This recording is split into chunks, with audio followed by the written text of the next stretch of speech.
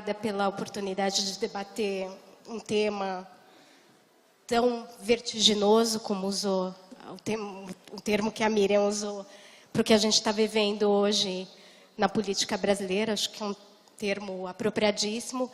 E na economia mundial também, né? Eu acho que a economia colaborativa, os novos modelos de negócio estão surgindo com uma rapidez impressionante, estão trazendo uma transformação vertiginosa para as empresas. Então, eu queria começar com o José e com o Márcio, primeiro, tentando saber assim, como essa mudança vertiginosa, né, na forma de fazer negócio está mudando o jeito que a Natura e a Kantar estão fazendo negócios no Brasil, né? José, queria começar com você. Sei que a Natura está diversificando muito e muito rapidamente seus canais de venda. E queria que você me falasse um pouco, parece um paradoxo. Não é, mas eu queria que você me falasse. Em tese, uma rede de consultoras como tem a Natura desde a sua origem, é uma rede colaborativa, não é? O que tem de diferente dessa economia nova dos unicórnios que a gente está vendo? Boa tarde, Cláudia. É um prazer estar aqui com vocês. De certa forma, um paradoxo, mas no fundo não é. E vamos ver se eu vou conseguir me explicar a vocês aqui o porquê desse pseudo-dilema. A Natura, desde a sua fundação, na verdade, ela foi fundada como uma loja pelo Sr. Luiz Seabra, mas logo no comecinho da sua história começou a atuar através do que a gente chama do canal da venda direta. Mas mais do que um canal de venda direta, de verdade, o que a gente sempre fez foi atuar através de uma rede de relações. E uma rede de relações composta por pessoas que, por vontade própria, decidiu se juntar a essa rede para comercializar os produtos da Natura, mas mais do que isso, para fazer parte da construção de um ideal, de um propósito maior, que sempre foi muito forte na história da Natura desde a sua fundação e veio se manifestando em ideais que, ao longo do tempo, essa rede ajudou a criar e ajudou a propagar. Quer seja o ideal da sustentabilidade, que já há algumas décadas a Natura tem sido um dos estandartes que a Natura prega e age em função disso, desde a criação dos produtos com refil, por exemplo, mas também de outros conceitos, e conceitos muito inovadores. E essa rede de relação, na verdade, ela é, desde a sua criação, uma rede colaborativa, né? E o conceito de colaboração sempre esteve muito entranhado no nosso jeito de fazer as coisas. Quando a gente, dentro da empresa, começou a perceber essa revolução de tecnologia e o que o mundo estava chamando, e começou com a evolução das redes sociais, e a gente tentando entender como é que isso estava acontecendo, o início do Facebook, e mais recentemente com essas empresas exponenciais, que sem ter nenhum ativo sequer dentro da sua empresa, conseguem ser empresas de bilhões de dólares de alcance global em pouquíssimos anos, como o Uber ou o Airbnb. O Airbnb é a maior rede hoteleira, não sei se todos vocês conhecem, mas sem ter um único quarto de hotel, né? O Uber também é a maior rede de transporte, você tem um único ônibus ou táxi. E helicóptero também agora. E helicóptero agora. Então, a gente começou a perceber que a gente, de fato, estava sentado em cima de uma coisa que falou assim, bom, mas voltando ao que a gente sempre realmente foi, a gente tem uma rede de pessoas que têm muitos ativos, conhecimento, produtos, nosso estoque na ponta, informações dos seus clientes, que são coisas delas, que essas pessoas têm. E como é que a gente pode, com o uso de tecnologia, começar a destravar isso? Como é que a gente pode fazer com que cada uma dessas pessoas que detém esses ativos subutilizados, que poderiam ter um valor imenso, muito maior do que só vender um produto, como é que a gente pode conectar melhor essas pessoas, elas com os seus clientes? E é essa jornada que a gente vem caminhando. E nisso se insere os outros canais, e isso se insere todas essas coisas que a gente vem fazendo ao mesmo tempo. Mas tudo baseado nesse conceito da gente se perceber de verdade como uma rede de colaboração. Bom, depois eu vou te perguntar, assim, eu queria que você trouxesse assim para concretude, assim, como é que essa rede se transforma numa rede colaborativa nos moldes que a gente conhece hoje, por meio da tecnologia, né? A economia da colaboração depende da tecnologia, né? Márcio, antes de eu voltar e espremer um pouquinho mais o José, queria que você falasse no caso da Cantar. Sem problemas. Bom, o Ibope, eu acho que todo mundo conhece, é uma empresa que já tem mais de 70 anos, o grupo de experiência consolidada em pesquisas no Brasil. A Cantar, a Ibope Media especificamente, faz a medição de audiência de pesquisas diversas na área de mídia. Também já está no mercado há décadas já de atuação. A gente está tipicamente num negócio B2B, e eu acho que para a gente, quando a gente fala um pouco desse conceito, é um pouquinho diferente do que falar de um mercado B2C, que é a maioria do que a gente viu aqui. No nosso caso, a questão colaborativa está muito mais como parte do processo produtivo, como uma parte da geração de insumo para as pesquisas. As pesquisas de mídia, elas vêm evoluindo naturalmente nos últimos anos. O Ibope nunca deixou, a Cantar Mídia nunca deixou de seguir essas evoluções, e com a existência da internet, principalmente, se gerou a possibilidade, então, de se construir painéis de pesquisas online, ou acesso a dados de pesquisas e de informações de Twitter, Facebook, que serviriam e servem de insumos para a realização de pesquisas de mídia dentro da Cantar Mídia. Deixa eu só ver se eu entendi direito, que essa é uma parte importante, né? A medição de mídia dependia daqueles aparelhinhos, também. Não é isso? Que se colocavam amostragens, né? Amostras. Isso. Você está substituindo isso pelo comportamento que as pessoas apresentam nas redes sociais? Não necessariamente. Esse é um ponto importante, porque assim, qualquer pesquisa, ou então na maioria das pesquisas de mídia, ela é colaborativa de alguma forma. A própria pesquisa de televisão, né, que vocês escutam, pontos de audiência, ela é feita por meio de um painel colaborativo, né, de pessoas que têm esse aparelho, que a gente chama de people meter, instalado nas suas casas. A grande diferença e o grande passo que eu acho que a internet deu é que, no caso da televisão, eu construo o painel, né, e isso é um dos dilemas que eu vou depois comentar um pouco com vocês, que existe um rigorismo estatístico, técnico, muito alto na composição de um painel, né? Eu tenho que escolher as pessoas adequadas para me demonstrar um universo representativo daquela região, no nosso caso do Brasil, ou de determinada região, e daí extrair informações para gerar esses insights.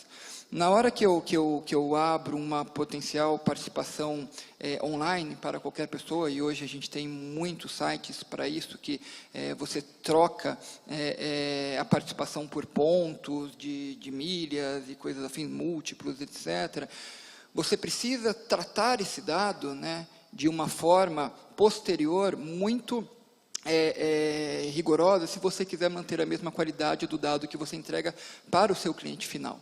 Né, diferente de um caso B2C, em que o consumidor talvez ele diminua a sua expectativa de qualidade, no caso do B2B, o cliente final continua com a mesma expectativa de qualidade. Então, eu acho que eu vejo 3 fatores quando a gente lida com a participação colaborativa num processo B2B, pelo menos no nosso caso.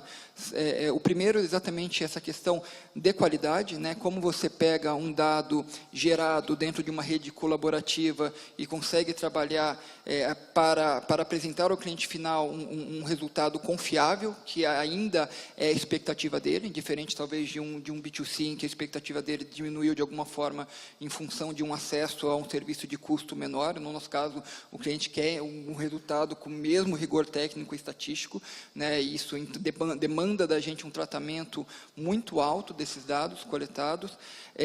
Tem uma questão regulatória, que também eu acho que é relevante, acho que no caso da Natura também, hoje o Brasil, infelizmente, talvez não esteja tão preparado do ponto de vista legal para lidar com isso, então a gente tem diversas iniciativas que às vezes são bloqueadas por motivos trabalhistas, né?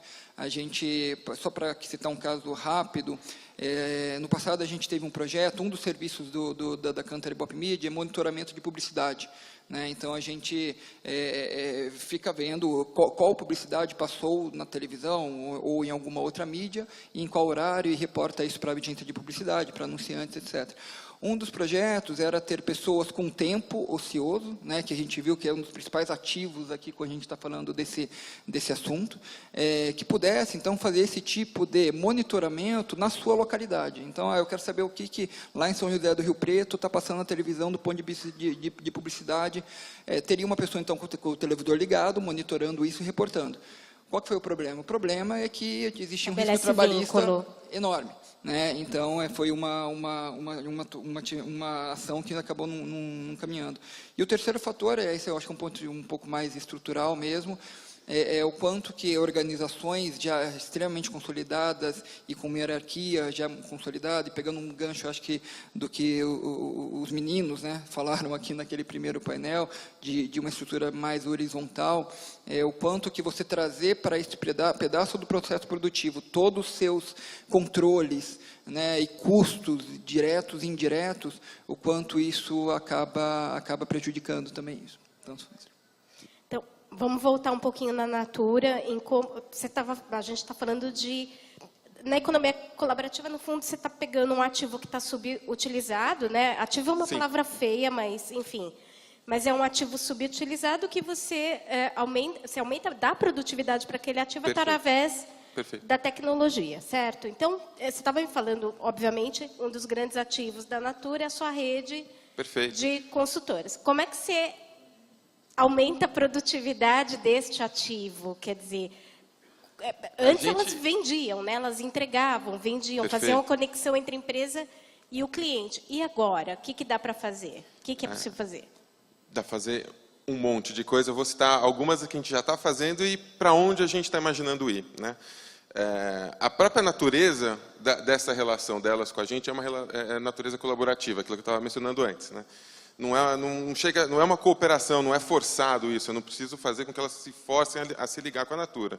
As pessoas estão ali porque gostam da marca, porque gostam de fazer parte dessa rede. Então, uma das iniciativas que já há uns 4 anos a gente começou a fazer, brincando um pouco de ser Ibope, é de usar essa rede de pessoas que estão ligadas com a gente, da gente construir coisas juntas. Então, a gente criou o Cocriando, que já há 3, 4 anos, dentro de uma rede, junto com alguns consumidores, com consultoras, com formadores de opinião, e a gente desenvolve projetos de inovação juntos.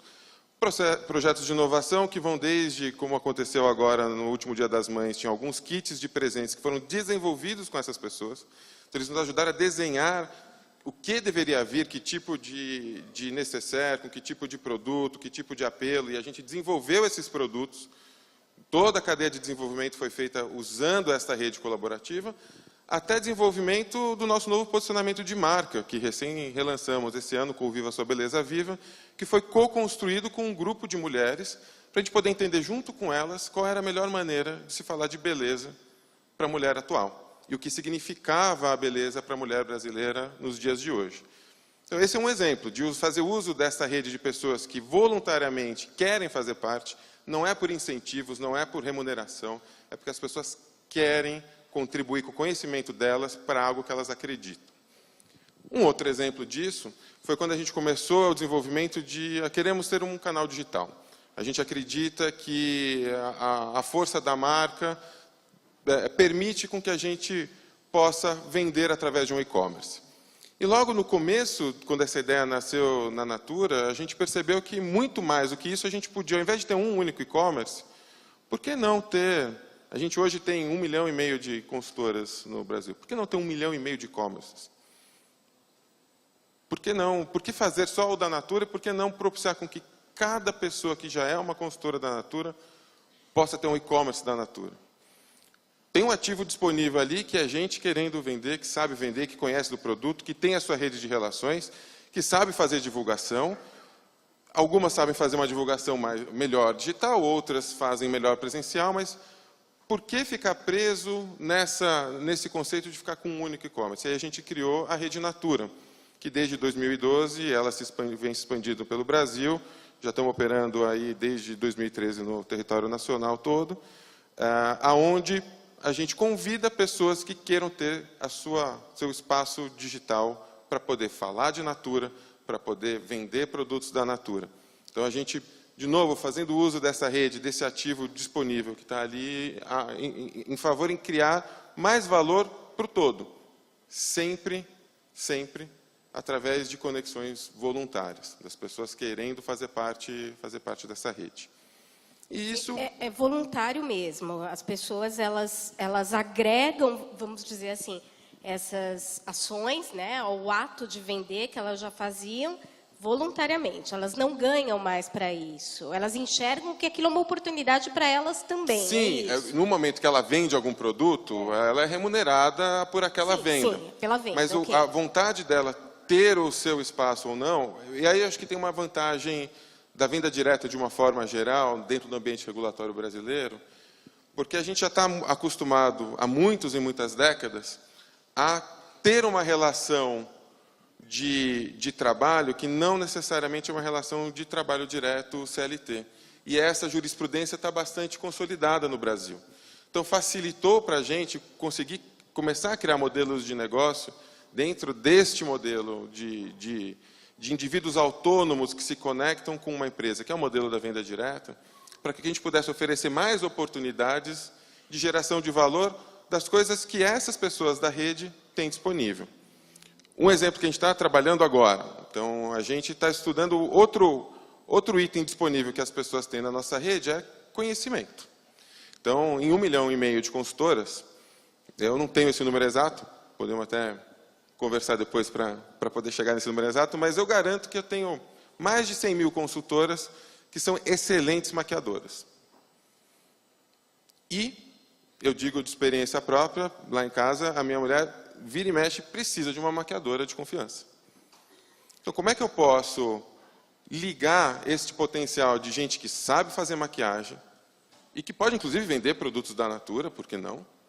Como é que eu junto e faço esse encontro de necessidades com milhões de mulheres que buscam a conveniência de poder ter uma maquiadora boa, de confiança, endossada por uma marca como a Natura, nas suas próprias casas? Eu não preciso ter nenhuma maquiadora dentro da minha empresa, eu não preciso, mas eu posso ajudar com que esse encontro aconteça. Pode pintar um novo negócio daí, que é um negócio de serviço. Exatamente. Né? Então, muito dessa lógica da economia colaborativa tem modificado radicalmente o negócio da Natura. Esse olhar de como é que a gente não olha para a venda direta como um canal de distribuição, mas como uma rede de colaboração, tem destravado muitas possibilidades de novos negócios.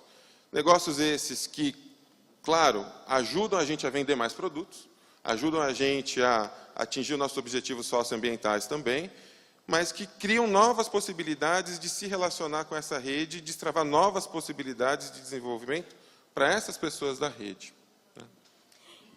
Antes de passar para o Márcio, eu queria te fazer uma pergunta sobre um ativo super importante. A Natura é uma empresa, ela é sui generis, né? Ela é uma indústria, mas ela também é uma empresa de comércio e de serviços, né?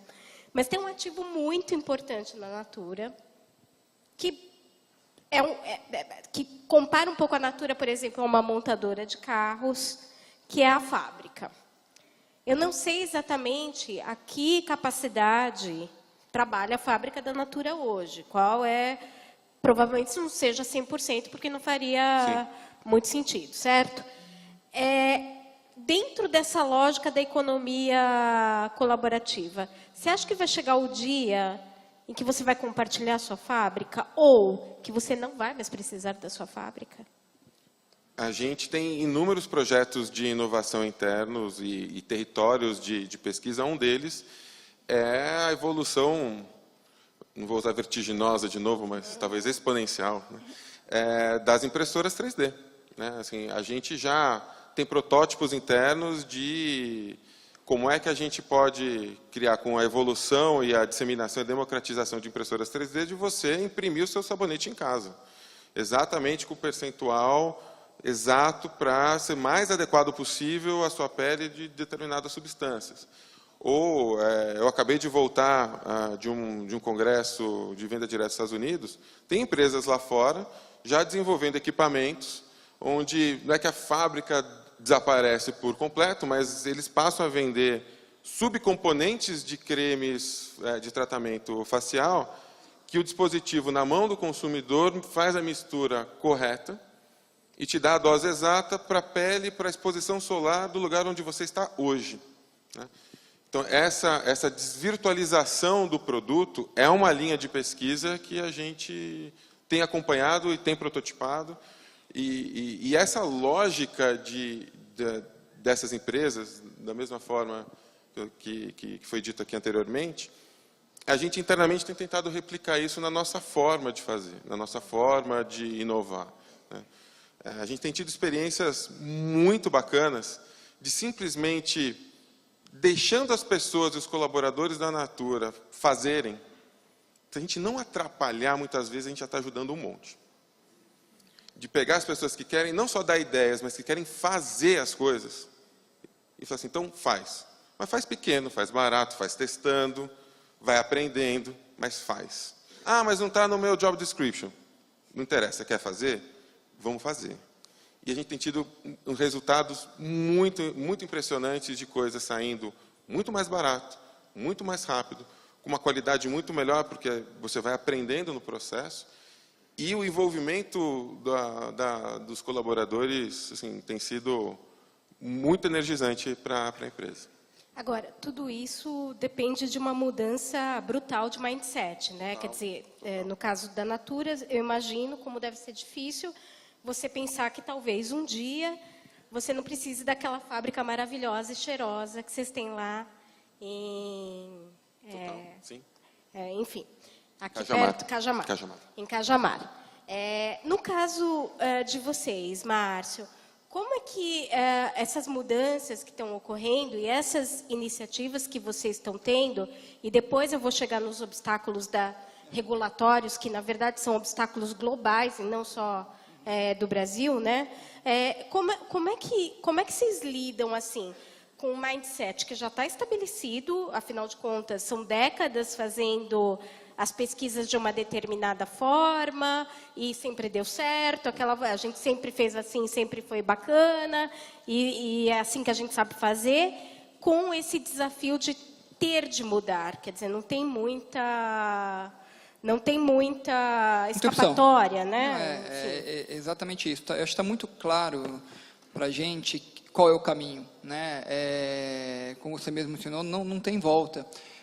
A questão é como a gente faz para se adaptar a esse novo mundo, né? E como que a gente consegue direcionar, inclusive, os nossos clientes, né, para um entendimento maior desse novo mundo, porque tem a nossa percepção tradicional de pesquisa, mas tem também ainda dos próprios clientes, né, que esperam, então, essa pesquisa feita manualmente, no boca a boca, etc., quando, na verdade, a gente olha no mundo e já vê outras tecnologias tomando conta desse universo de pesquisa e que a gente tem que caminhar junto com isso.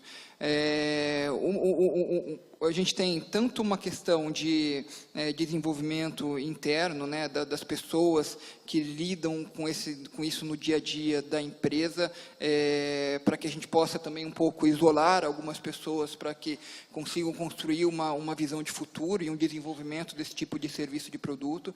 Hoje a gente está, felizmente, num grupo global da Kantar e da APP, então a gente recebe muitos insights daquilo que já está acontecendo fora, né, na Europa, nos Estados Unidos. Então a gente hoje já tem toda uma estrutura montada dentro desses outros níveis organizacionais para essas incubadoras, direcionamento de oportunidades de M&A, ou de desenvolvimento de tipos de produto, mas sem dúvida quando a gente fala de uma empresa com tanto tempo de existência, com pessoas que estão há décadas ali, essa questão do mindset é sempre uma dificuldade, mas é superável. Mas e o que vocês estão fazendo assim para tentar convencer os mais resistentes? Ou não dá para convencer? Não, eu acho que é uma questão de benefício. Eu acho que para o cliente o convencimento parte de uma questão de custo versus uma entrega diferenciada, ou mais ainda uma complementação da nossa entrega tradicional, né? Ou seja, eu tenho hoje um produto de aferição de mídia digital, que eu posso juntar isso ao meu produto de mídia tradicional e demonstrar o ganho disso para um cliente. Você quer ver aqui o teu produto na televisão, mas olha, eu já consigo te entregar um produto que complementa a tua visão de internet, né? Que consegue mostrar a tua exposição no Twitter, que consegue mostrar a tua exposição no Facebook, nas mídias sociais. E isso então, acaba convencendo o cliente geralmente facilmente. E do ponto de vista interno, é isso que eu te falei, a gente trabalhar com uma estrutura às vezes isolada, né, de pessoas dedicadas a isso, e com uma estrutura global, né, que consegue dar esse direcionamento para que a gente possa seguir um caminho de futuro aí mais claro e ao mesmo tempo comum com as outras empresas do grupo. Deixa eu fazer uma pergunta para os dois, assim, vai parecer um pouco catastrofista, mas na verdade não é. Nesse novo mundo, a gente vê, por exemplo, a Tesla, não é o caso de economia colaborativa, mas é uma disrupção, digamos, tecnológica, sim, valendo mais do que montadoras tradicionais, né, que deixam as montadoras enfurecidas, né? Como é que vem um cara aí e faz um carro elétrico e vale mais? A gente vê o Airbnb virando a maior rede hoteleira do mundo, ainda sem ativos, né? A gente vê o Uber desmontando até ameaçando as próprias montadoras, quer dizer, eles não ameaçam só os taxistas, a gente pensa nos taxistas, mas mudando a concepção de mobilidade urbana, né?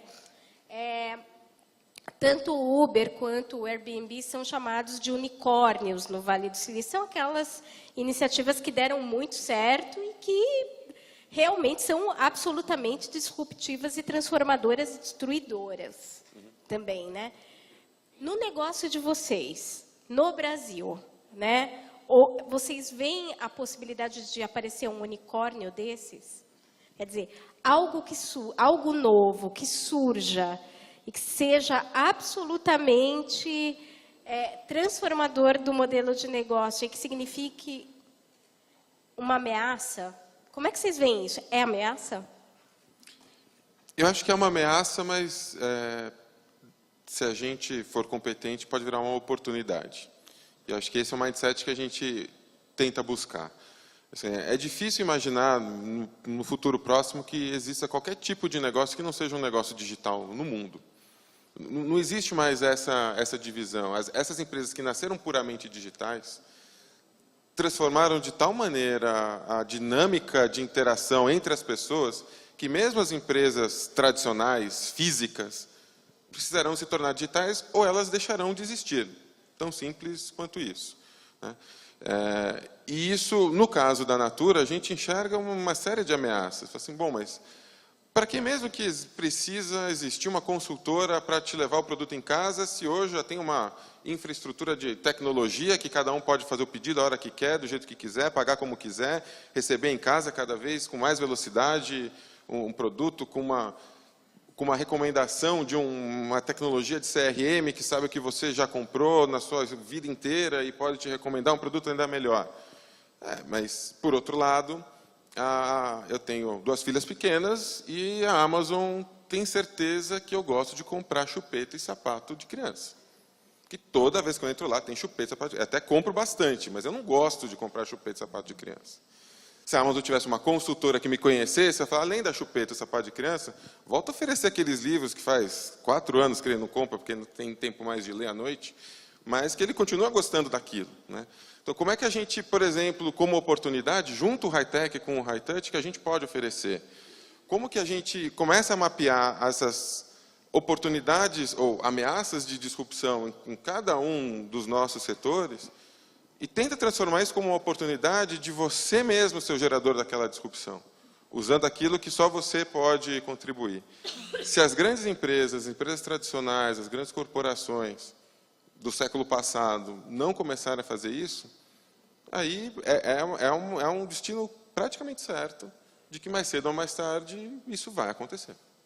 Márcio. Eu concordo. Eu acho que essa questão da disrupção, eu vejo ela sobre 2 olhares. Um que é da inevitabilidade, né, disso ocorrer, Ao mesmo tempo, uma questão de timing. Eu acho que o grande X da questão para essas empresas tradicionais, que estão lidando com um momento quase disruptivo, ou com uma tecnologia que está avançando muito rápido, é realmente estar pronto para o momento, porque eu acho que um risco talvez tão grande quanto você ter essa mudança, não ter a mudança disruptiva, é você tê-la num momento inadequado, né?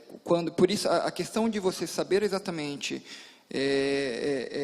para onde o teu mercado está indo, para onde os seus clientes estão indo, o que eles esperam, que tipo de produto que eles esperam, em que momentos que eles esperam esse tipo de produto, junto com a entrega tradicional, mas também com a entrega digital, ou apenas digital, em que momento será apenas digital, né? Hoje, por exemplo, pegar na nossa vida, eu não posso virar simplesmente e falar assim, agora eu sou apenas digital, trabalho só em online, perco toda a minha clientela, porque realmente meu cliente espera que eu tenha uma rigidez estatística tradicional, né, que o mundo digital, infelizmente, ainda não proporciona.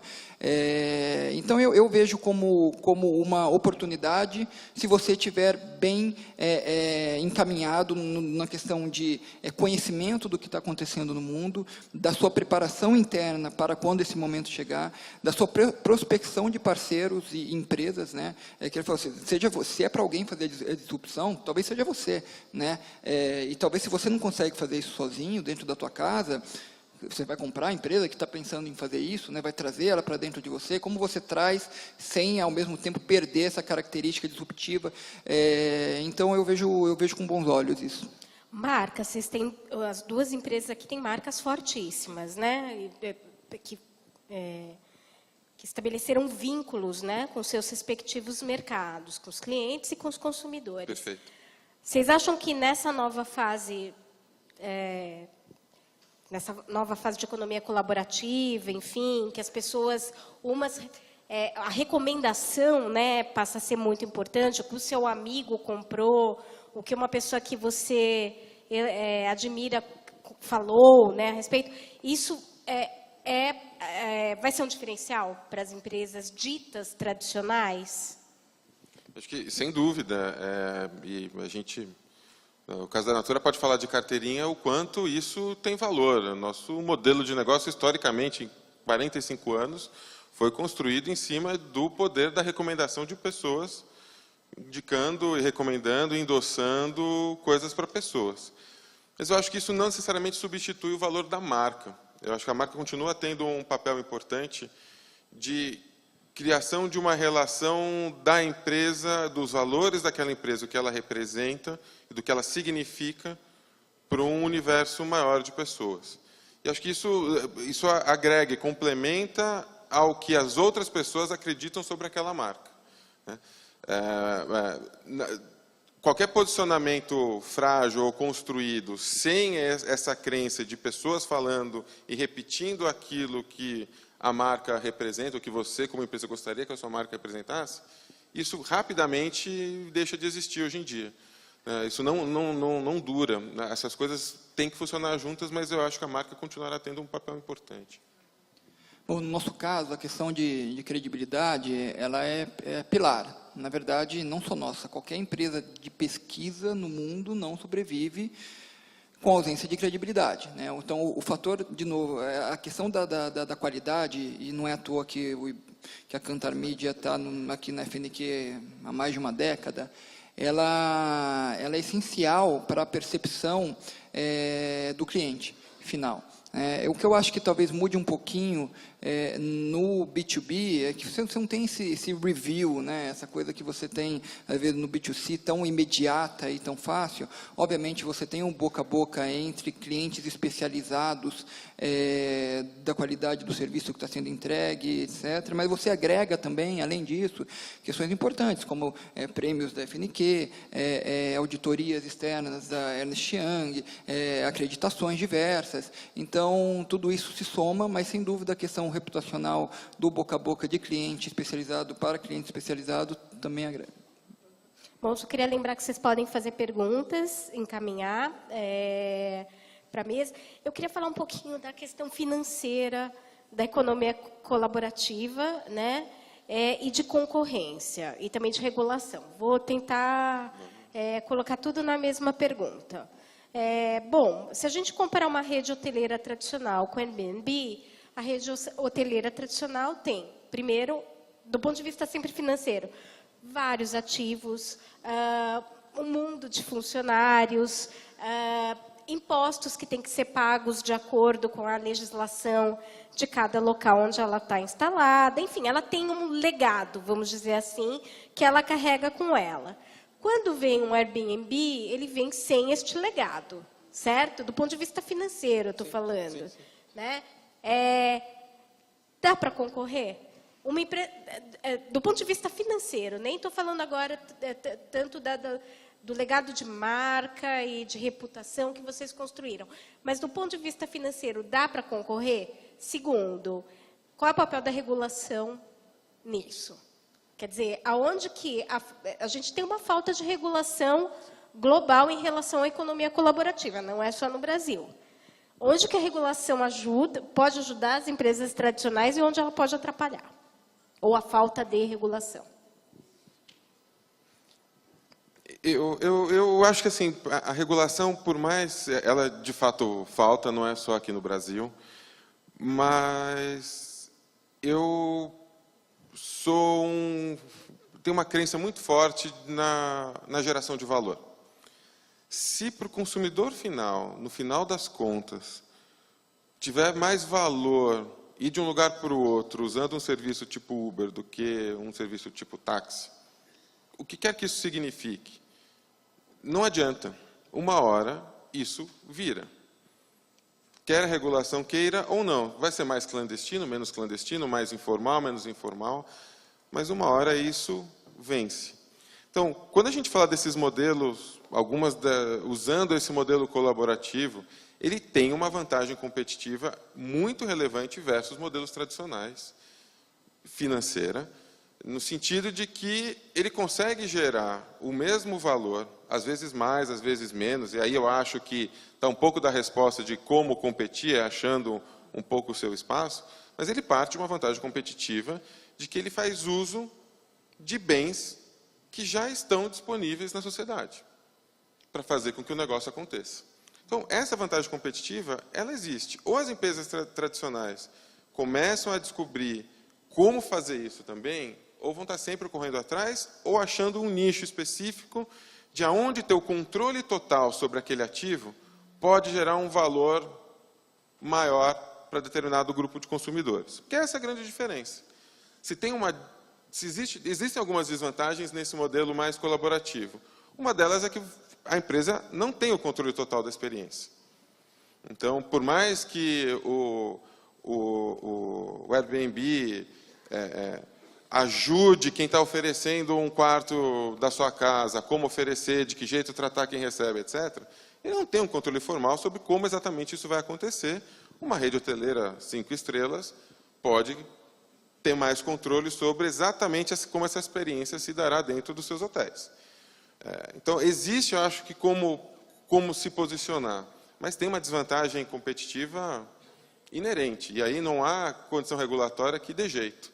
Ela vai ajudar a achar os espaços, ela vai regular como essa competição se dará para que essa disrupção não seja prejudicial à sociedade, mas o movimento de agregação de valor maior para as pessoas não tem volta. Márcio? Concordo. Eu só assim, o risco, mais do que a questão de ser uma atividade talvez não regulamentada ou não regulada, a expectativa de você estar trabalhando com algo que não é regulado, mas na verdade ser. Né? Então, a própria, vou dar um exemplo, claro, recentemente, não, acho que foi no final do ano passado, o Uber foi condenado na Califórnia, né, num class action de empregados de vínculo trabalhista. né? Imagina se isso começa a virar uma tendência mundial. Aqui no Brasil, eu não tenho dúvidas que na hora que começar a pipocar, da forma que a nossa justiça trabalhista, realmente será um problema grande. Então, eu acho que essa expectativa a primeira coisa que a gente tem que quebrar é essa expectativa de não ser regulado e, na verdade, potencialmente ser regulado, e isso gerar um impacto grande para quem estiver trabalhando com essa forma colaborativa na sua empresa, de alguma forma. Tem uma questão vinculada a isso de apetite de risco, né? E eu acho que esse tema é bastante relevante, porque empresas tradicionais consolidadas, naturalmente, tendem a ter um apetite a risco brutalmente menor do que uma startup, né? Então, se alguém vir, tem um risco trabalhista lá, vamos em frente, né? Não tem problema nenhum. Agora, falar isso para uma empresa de 70 anos é um pouco mais complicado. A questão da regulamentação, eu concordo que tem uma questão de vantagem competitiva, quase concorrência desleal mesmo, né? Ao mesmo tempo, eu sei que é inevitável, né? E para mim, eu acho que o grande passo que vem agora é como a gente vai conseguir, dentro desse cenário, desses novos métodos, né, de negócio e tecnologias, conseguir trabalhar com o governo e sociedade para tentar achar um ponto comum. Pegando o caso do Uber e táxi, né? Um não é regulamentado, o outro é extremamente regulamentado. Será que eu não consigo chegar num patamar intermediário que sirva a todos, né? Talvez as nossas regulamentações precisem ser todas revistas. Eu acho que talvez esse seja um benefício do que esse método está trazendo, que é talvez para todos esses pontos que estão sofrendo dessa competição desleal, né? Ter uma revisão da regulamentação. Pode vir uma flexibilização, sim, assim, sim. para as empresas tradicionais. Também, né? Se é realmente para colocar tudo dentro de um patamar competitivo igual, talvez o poder público vai ter que ser levado a fazer isso. Na Holanda, o próprio Airbnb conseguiu ser regulamentado, né, de alguma forma sentando com o poder público local de Amsterdã, com a sociedade, discutindo, falando, bom, se você aluga a tua casa mais do que X dias por dia, você não tem um negócio que é eventual, você tem uma empresa de hoteleira, né, então você deveria se submeter. Então, conseguiram criar alguns tipos de parâmetros para fazer essa distinção entre atividade empresarial e aquilo que realmente é parte desse método novo, individual dessas tecnologias. Uhum. Tem uma pergunta aqui do... desculpa se eu não estou entendendo o nome da pessoa. Dagnino, é o que eu entendi. Da ABQ. Para o José. Como é avaliado o desempenho das consultoras quanto ao seu papel na economia colaborativa? Elas são capacitadas e conhecem a filosofia de trabalho da Natura? Como as consultoras que não abraçam essa causa são orientadas ou reorientadas, né? E há desistência de consultoras por essa razão? Há entrevistas de desligamento? A gente não... Vou começar pelo final, até para ajudar a esclarecer o modelo. Não existe entrevista de desligamento, porque, inclusive, elas não são formalmente colaboradoras da empresa. São pessoas autônomas, pessoas físicas que decidem se juntar a esta rede para comercializar, compram e revendem produtos. Esse é o alicerce do modelo jurídico. Então, existe independência e autonomia entre as partes. Então, essa junção autônoma, ela se dá por diversos vetores. Tem gente que começa a vender Natura porque adora os produtos e quer comprar os produtos com desconto. E tem gente que vê nessa atividade uma possibilidade de carreira, de se tornar uma profissional de vendas e que pode, cada vez mais, atingir mais clientes e fazer disso, de fato, a sua profissão. Em 1,5 milhão de pessoas, tem de tudo. E tem de tudo no sentido também de estar mais engajada com os valores da empresa e com os valores da marca e com as nossas causas e com as nossas crenças, e gente que está menos engajada com isso. A maneira como a gente lida com isso, e esse é um aprendizado que funciona muito bem na lógica da economia colaborativa, é de você trabalhar por incentivos, mais do que por determinações, ou rotinas, ou instruções de trabalho, porque você não tem esse vínculo estabelecido. Então, a gente trabalha muito, por exemplo, com programas de reconhecimento. Então, vou dar um exemplo até menos relacionado à venda em si, né, ao volume de negócios gerados. que a gente tem uma série de premiações e reconhecimentos para quem alcança patamares de venda. Mas a gente tem uma linha de produtos chamada Crer para Ver, que é uma linha de produtos que trabalha na causa da educação, onde a Natura não ganha, tudo que a Natura ganha como margem da venda desses produtos é revertido para o Instituto Natura para fundear a causa da educação. E, da mesma forma, as nossas consultoras também não ganham nenhum centavo na venda desses produtos. Então, tudo que elas ajudam a vender disso, elas não têm margem nenhuma, porque elas também estão dando a margem delas para a causa da educação. E a gente, dos maiores eventos de reconhecimento que a gente tem é reconhecer as nossas maiores consultoras que mais venderam Crer para Ver naquela região. Porque a gente entende que são essas pessoas que, por exemplo, na causa da educação, que é uma das causas que a Natura apoia, melhor entendem e melhor vivem os valores da empresa.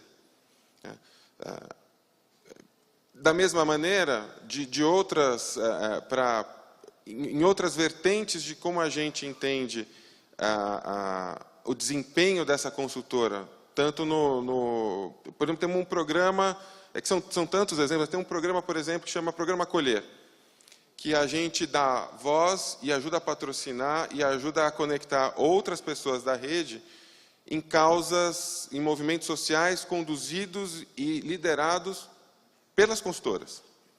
Então, desde uma senhora que constituiu uma ONG para fabricação de próteses mamárias para atender mulheres que tinham tido câncer de mama e que a gente, como parte da rede, ajudou a conectar outras pessoas e dar voz e dar visibilidade para esta nossa consultora que desempenha esse trabalho brilhante e magnífico dentro da nossa rede. Então, tem diversos mecanismos, muito mais por reconhecimento e por incentivos indiretos, do que por benefícios financeiros, que funcionam muito melhor para avaliar e para valorizar o trabalho dessas pessoas que estão ligadas na nossa rede, além da margem que elas ganham por vender os produtos da Natura. Pegando o gancho dessa pergunta que veio da plateia, tem outras formas de estimular a colaboração interna e externa em relação ao negócio da companhia? Porque, assim, a colaboração internamente, as empresas sempre pediram. Vem desde da jurássica caixa de sugestões, né, que existiam as caixas que existiam dentro da fábrica, até, enfim, programas sofisticadíssimos. Mas tem como estimular isso? Quer dizer, que a colaboração venha de fora para dentro e de dentro para dentro? Eu acredito. Principalmente obviamente, o principal e mais direto estímulo é financeiro, né? Então, você pode transformar isso mais do que dinheiro em premiações, em brindes, em reconhecimentos públicos, é uma coisa interessante. Mas tem essa geração nova, principalmente, né? E cada vez mais que eu lido com ela, eu comprovo isso. Ela é muito menos a questão da posse e muito mais a questão da experiência em si, e muito mais a questão realmente da meta, né, e da causa. Então, eu acho que você conseguir trabalhar redes colaborativas com causas interessantes, né, com gerações, às vezes, o que você fizer, a gente vai plantar uma árvore, vai ter uma causa de voltada à sustentabilidade, ou um projeto social, alguma coisa assim, é algo que engaja muito também, além dessas questões puramente financeiras. Então, eu acho que a empresa pode trabalhar esses outros mecanismos para trazer um maior engajamento. Eu sou um defensor desse modelo, de muito mais... A economia colaborativa pressupõe o que a gente falou de você ajudar com que as pessoas extraiam mais valor dos ativos e das coisas e dos conhecimentos que elas já têm, e como que o fato de a gente atuar junto numa rede, por opção de cada um de estar ali, faz com que você extraia mais valor disso. Então, o modelo de negócio, para mim, tem que gerar mais valor para cada um dos seus participantes. Não é só para a empresa que organiza o modelo de negócio, mas para todos os elementos que fazem parte disso, eles têm que tirar mais valor disso, porque é algo voluntário, não no sentido de não ter remuneração, mas de a vontade das pessoas estar lá e fazer aquilo que elas querem fazer, porque você não tem comando e controle, não é mais um modelo que funcione nesse mundo. Mas para você conseguir, de fato, gerar um engajamento diferente, cada vez mais, e ainda mais para millennials, para essa nova geração, a causa e o significado tem tido um papel muito, muito forte, né? Meaning is the new money para essa turma, né?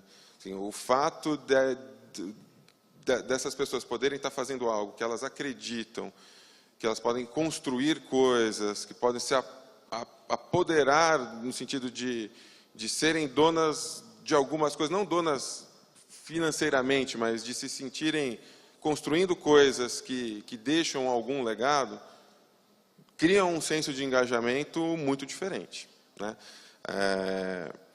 E isso a gente vê acontecendo dentro da empresa mesmo. Eu estava brincando que, às vezes, só você não atrapalhar, você está ajudando muito para que isso aconteça. Se atrapalha? Se atrapalha pedindo 50 business cases e business plans para uma ideia que começou a surgir. Você atrapalha pedindo para que as pessoas já detalhem todos os pontos de coisas que a gente nem sabe aonde vai chegar. Você atrapalha pedindo para que essa ideia seja alinhada com fulano, beltrano e ciclano, para ver se está todo mundo de acordo. Quando você se preocupa demais se isso é da área, é do marketing, ou é do comercial, ou aonde, quem é responsável... Caixinha as caixinhas. Assim, a estrutura hierárquica não combina com esse jeito de fazer as coisas. E ela serve muito bem para várias coisas, mas para isso a estrutura hierárquica muitas vezes atrapalha. Então, quando você simplesmente chega e fala assim, olha, agora a gente brinca na Natura que tem um hashtag pode sim. Ah, mas posso? Pode. Pode. E se der errado? Não, mas então vamos com calma. Como é que a gente te ajuda a juntar outras pessoas que queiram fazer coisas diferentes e vai construindo um movimento interno de que isso, de fato, começa a acontecer. E as pessoas se engajam. Se engajam com um nível de energia muito diferente, fazendo coisas diferentes. E a gente acredita muito que isso possa ajudar a fazer com uma empresa tradicional do século passado, como é o caso da Natura, tem uma chance de competir nesse mundo frente a essas ameaças que a gente vem discutindo. Uhum. E você acha, a gente viu aqui na pesquisa que uma boa parte das empresas que estão presentes aqui não se sente preparada para economia colaborativa. Economia colaborativa é para todo mundo? É para todas as empresas? Ou será? Mesmo que elas não estejam preparadas? Eu acho que mais cedo ou mais tarde, em algum grau, será. Ou, senão, a gente não vai estar mais aqui, vai virar parte da história, não vai estar mais fazendo história. Essa lógica de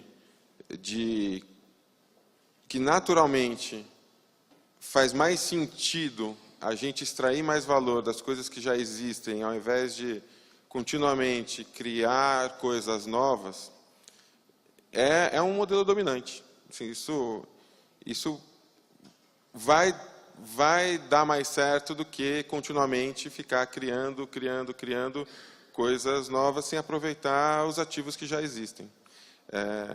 Então, eu não consigo imaginar, uma questão de tempo, algumas indústrias mais cedo, outras mais tarde. Você não consegue ver exceção? Eu não consigo ver exceção para o futuro da sociedade. Acho que isso é algo que será cada vez mais valorizado e que a tecnologia tem tido um papel fundamental de fazer com que essas possibilidades aconteçam. E para todas as indústrias, assim, para todos os setores. A gente está falando muito de política aqui, porque mesmo que a gente precisa de uma representação, né, assim, se você levar no limite a ideia da tecnologia, a gente poderia estar fazendo plebiscitos 20 por dia. E por que a gente precisa de alguém que nos represente se a gente pode ter a nossa opinião diretamente colocada? e esses pensamentos Nossa, futuristas ia ser uma servem... loucura, hein? Já pensou? Mas poderiam servir para qualquer Não ia setor. sobrar pedra sobre pedra no Brasil, né? Deixa eu fazer uma pergunta aqui da Marisa, Revista Excelência da Gestão, para o Márcio. As redes sociais, especialmente o Twitter, têm funcionado como um tipo de ferramenta instantânea de avaliação da audiência dos programas de TV, os Trend Topics, né? O Ibope acompanha esses marcadores e eles coincidem com os resultados de vocês? Considera essas tecnologias possíveis concorrentes futuros com riscos para o negócio? Sim. A gente tem hoje um produto com o Twitter, chama ITTR, que é um produto que basicamente consolida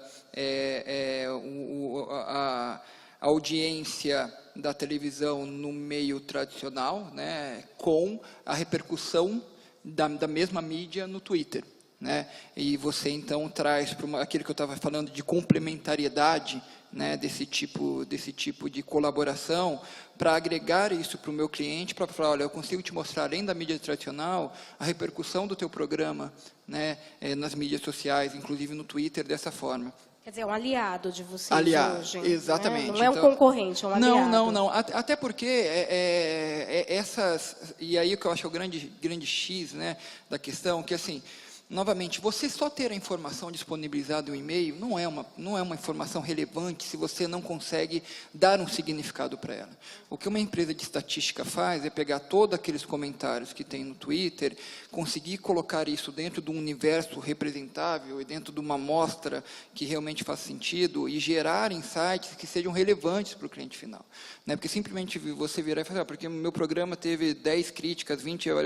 Tudo bem, mas quem são as pessoas que estavam lá falando sobre isso? O que elas representam, né, do teu público? O que elas representam da população?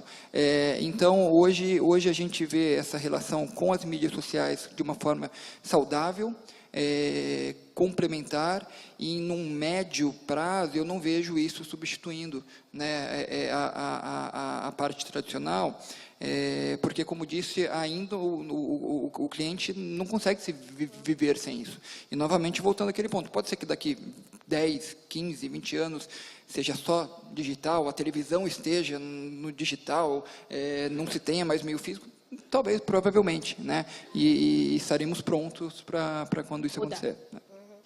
Tem uma pergunta também para o José, de novo. A gente já passou um pouco por isso, mas é uma pergunta feita de uma outra maneira, assim, talvez você possa aprofundar. O movimento maker, né, que é aquele faça você mesmo, exato, e tem muito a ver com as impressoras, a popularização das impressoras, etc. Não é uma ameaça ao modelo de negócios de vocês, da Natura? É aquilo que a gente falou. Sim, se a gente não fizer nada, né? E por isso que a gente tem buscado desenvolver pesquisas e aí também fazer isso num modelo aberto. A gente trabalha com inovação aberta, com instituições acadêmicas, com startups, o ecossistema de startups que está se desenvolvendo muito rapidamente no Brasil, para tentar entender qual a melhor forma de aplicar essas disrupções ao nosso negócio, para a gente ser parte da disrupção e não ser o que sofre a disrupção, né? E aí você tem que ir adaptando o modelo de negócio para essas realidades. Não tem jeito. Ela ainda não é uma realidade presente no mercado de massa, mas é impressionante este exemplo, assim, a quantidade de coisas e materiais diferentes que já é possível hoje, com a tecnologia vigente, de se fazer essas impressões, e itens inteiros de compostos de materiais diferentes hoje em dia já são impressos por impressoras 3D com um código de um desenho de um protótipo vindo à distância. E, muitas vezes, de um desenho de um protótipo de código aberto, né? Então, é essa lógica de você ser detentor de uma patente, de você ser o fabricante do item, de você ter a posse das coisas, cada vez mais tende a perder espaço para um modelo, mas de como é que você consegue agregar valor de outras formas, juntando demanda e oferta, entendendo melhor as necessidades de cada um, enfim, talvez mais por serviço do que por produtos. Acho que muito dos exemplos, até de indústrias que já sofreram disrupções no passado, nos mostram isso, como a indústria da música. Né? O item físico deixou de existir, passou a ser um item digital, e depois agora estamos vendo deixar de ser, inclusive, um produto, vira um serviço. Você assina músicas, e você tem qualquer música que você quiser dentro desse serviço. Né? Então, esse caminho para uma indústria também mais de serviços, eu acho que anda junto com essa discussão. Uhum. Hoje, para vocês, todas essas iniciativas colaborativas que vocês estão tentando buscar de fora da empresa e mesmo dentro da empresa, hoje isso significa para vocês estar mais na coluna assim, da receita ou da despesa? Dá para quantificar? Hoje é um custo Hoje ou é um isso custo. já é um... Hoje é um investimento. É um investimento. É um investimento. Tá. Porque, aquilo que a gente estava falando, não é fácil fazer essa mudança de mindset. Não é fácil uma empresa que sempre funcionou de determinado jeito, com muito sucesso, começar a tentar fazer as coisas de um jeito diferente. E a gente não faz isso sozinho. Por mais que a gente tente criar essa rede de makers interno, de ajudar com que quem tem esse mindset mais naturalmente possa ajudar a criar um movimento dentro da empresa, a gente precisa se conectar com outras iniciativas que estão acontecendo do lado de fora da empresa, com outras pessoas, ampliar essa rede. E isso tem sido um vetor de investimento importante da Natura, que começa a dar seus frutos. E a gente acredita muito que isso virará receita muito rapidamente. Muito rapidamente é quanto, assim, na sua perspectiva de tempo? Tem coisas hoje que são coisas pequenas que já são geradoras de receita nesse sentido. Né? A gente, por exemplo, tem um aplicativo que, se você... um aplicativo chamado Natura, que se você está vendo um anúncio numa revista de um produto, de um presente de Natal, por exemplo, se você tira uma foto daquele produto, automaticamente aquilo já entra no seu carrinho, se já tiver cadastrado o cartão de crédito, e o seu endereço você já recebe na sua casa. A gente não desenvolveu essa tecnologia de reconhecimento da imagem para capturar isso, a gente faz isso usando uma API, uma integração de uma empresa de startup que é especializada nisso. Então, esta parceria com esta empresa já está gerando novas vendas para a gente. Isso é o grosso do nosso negócio? Ainda não. Mas a gente acredita bastante que o futuro está nisso. Se a gente continuar só na venda de produtos de cosmético, uma hora ou outra, alguma disrupção dessas tantas que falamos aqui e tantas outras que nos assombram no nosso planejamento estratégico vão acontecer. Não tem por que a gente imaginar que a gente vai ser diferente de outras indústrias de muito sucesso que, por não perceberem essas ameaças e não tentarem transformar isso em oportunidades, simplesmente desapareceram. Tem N exemplos na história. Ou perdem a relevância completamente. Ou perdem a relevância completamente. É o ocaso, né? Que também é tão triste quanto desaparecer. Sim, o Kodak é um exemplo clássico. Bom, nosso caso representa custo e receita. A gente, esse produto mesmo que eu mencionei, o ITTR, já está sendo vendido há mais de um ano. Obviamente, ainda é um pedaço muito pequeno do nosso faturamento total, mas tem crescido aí de uma maneira bastante interessante. A questão da margem, que eu acho que talvez seja a parte mais importante, porque a hora que você fala de Airbnb e Uber, eu não conheço a margem deles, mas deve ser uma margem muito alta. E, como eu falei, dentro do nosso modelo, em que ainda se preza muito pela questão do tratamento do dado, da informação, da qualidade, né? Dentro do apetite de risco, talvez não tão grande como eles têm, né? Então, a questão de, às vezes, você bloquear algumas das iniciativas que têm um risco trabalhista maior, etc., talvez não seja maior margem comparada com esses players, mas hoje já é uma realidade. Acho que, só complementando, a vantagem desse mundo é que as coisas...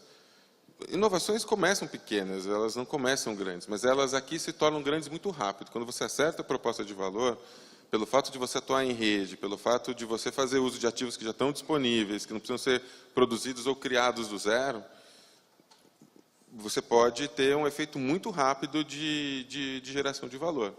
Então, vale a pena, economicamente, você investir em muitas iniciativas pequenas. Como a lógica de venture capital. Exatamente, né? exatamente. Alguma coisa vai dar muito certo. Exatamente. Né? Uhum. Vou falar um pouquinho de pessoas. Assim, eu não sei exatamente quanto tempo a gente tem, eu estou meio perdida aqui com o tempo, então alguém só me sinalize se a gente estiver estourando. Oi? Não sei. Enfim, vamos em frente. Falando um pouquinho de pessoas. A Miriam falou de talentos maduros, né? Pessoas, assim, 50 a mais, 40... Não vou nem falar dos 60 a mais, vou falar dos 40 a mais, 50 a mais e até os 60 a mais, que são ainda uma raridade, hoje ainda uma raridade nas empresas. Nesse novo mundo de colaboração, abertura, você tem um apetite maior para o risco, porque você falou, é a mentalidade de capitalista de risco, né? Quer dizer, muita coisa não vai dar certo, alguma coisa vai dar, e aí eu vou compensar tudo aquilo que eu fiz até agora. Tem espaço para essas pessoas de gerações anteriores? 40 anos, por exemplo, não é um jovem, tá certo? Também não estou falando em causa própria, mas é uma pessoa extremamente jovem, mas não é da geração millennial, não é da geração Z, né? Não é nem da Y, né? Dá para conviver assim com esses talentos mais maduros que têm uma experiência de vida importante, como ela disse aqui, e ao mesmo tempo essa mudança maluca, esse jeito novo de fazer as coisas, de encarar as coisas? Dá. Pelo menos lá na Kantar Media é extremamente natural, principalmente para esses produtos mais high-tech e novos, você ter uma equipe muito jovem, né, mas provavelmente com um gestor um pouco mais velho e alguns outros integrantes mais velhos, e essas pessoas agregam, acho que em dois sentidos. Tem uma capacidade de gestão geralmente maior, de conhecer o fluxo e tocar o projeto.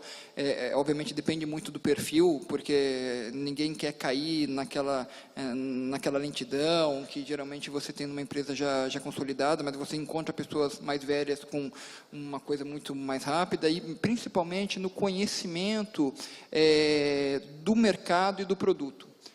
Então, a não ser que seja realmente algo totalmente novo, que não se agrega a um produto já existente, a necessidade de você ter alguém ali dentro que conheça, então, o teu cliente final, que consiga ter uma boa interlocução com ele, que conheça os seus produtos e serviços internos que podem ser agregados a essa iniciativa. Isso dificilmente uma pessoa que chega com uma ideia brilhante consegue perceber. Então, eu acho que sim, tem um papel fundamental. Na Natura tem, assim, 40 a mais, não é só no Cronos, que é 40 a mais, 50 a mais. Tem, e acho que eu concordo muito, porque eu acho que é uma combinação que, se bem feita, ela não é simples de se fazer, mas se bem feita pode dar muito resultado.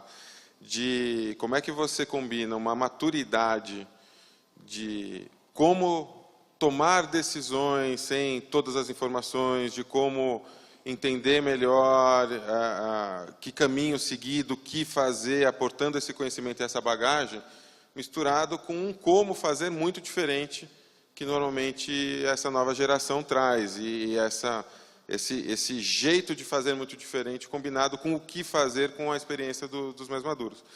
A gente tem pessoas na Natura, tenho colegas, eu também já estou nessa faixa de Cronos, mas tem gente, um colega meu que é diretor de inovação logística dentro da Natura, uma pessoa super respeitada no meio logístico, ele já está na faixa de 60 a mais, é uma das pessoas mais dinâmicas, antenadas, e que era maker antes de existir makers no mundo. Então, acho que essa filosofia é muito mais a cabeça do que a idade cronológica, assim. E a complementaridade de talentos ajuda muito. Uhum. No setor de vocês, tanto o setor de pesquisa, muito mais B2B, como você fez questão de salientar, quanto no setor do mundo da cosmética, vocês têm exemplos, assim, no mundo de empresas, aí não estou falando das novas, estou falando das tradicionais mesmo, que avançaram muito no sentido da economia colaborativa, assim, que estão na vanguarda, que dá para dizer que estão na vanguarda, ou está todo mundo mais ou menos no mesmo estágio? Bom, no ramo de pesquisa, geralmente, atualmente, prioritariamente, são as empresas ainda consolidadas, fazendo esse tipo de trabalho que a gente está fazendo, de agregar, então, produtos e serviços dessa forma mais colaborativa, né, mas ainda controlada por esses grandes players. A gente teve uma incidência do SurveyMonkey, que eu acho que vocês já devem ter ouvido, que é aquela pesquisinha online, que é extremamente colaborativa, qualquer um cria e qualquer um participa, e que agora tem uma questão de qualidade, novamente, que não é percebida pelo mercado. Então, é uma enquete, na verdade, que você consegue fazer com um grupo de pessoas, mas que não te traz, do ponto de vista estatístico, né, qualquer conclusão mais apurada. Então, é uma tentativa interessante de colaboração ali para uma finalidade específica, de pequenas pesquisas, enquetes para uma determinada finalidade, sem um grande propósito, mas, no geral, ainda o mercado se mobilizando dessa forma, os grandes players buscando algumas iniciativas colaborativas. O Big Data muda alguma coisa? Muda bastante. E assim como a mídia social, né, então, o que acontece com o Big Data é que você tem uma base gigantesca de dados, só que a pergunta é o que você faz com isso?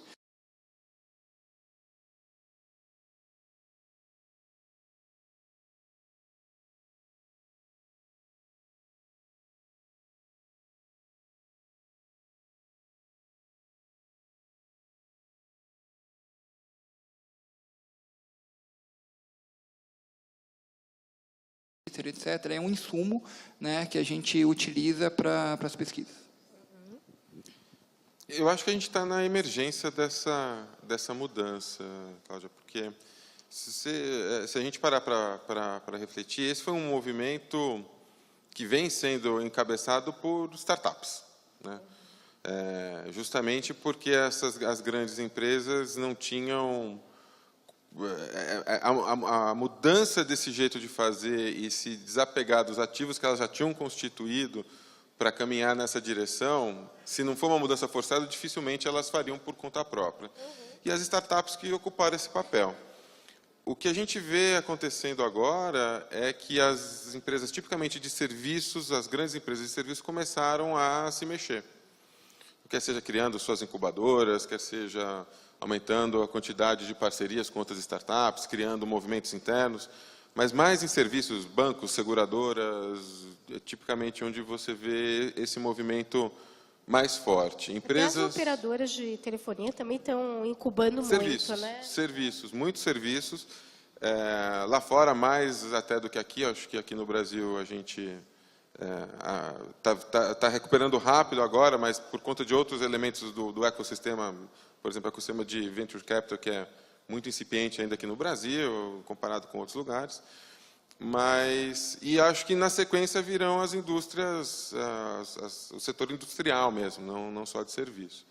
Mas eu acho que é um movimento que vai acabar acontecendo. Então, acho que a gente vai começar a ver surgindo nos próximos 1, 2 anos coisas bastante interessantes de empresas de serviços usando esse conceito de economia colaborativa aqui no Brasil. Vocês pensam na Natura em ter uma incubadora de startups? Assim, que façam sentido, né?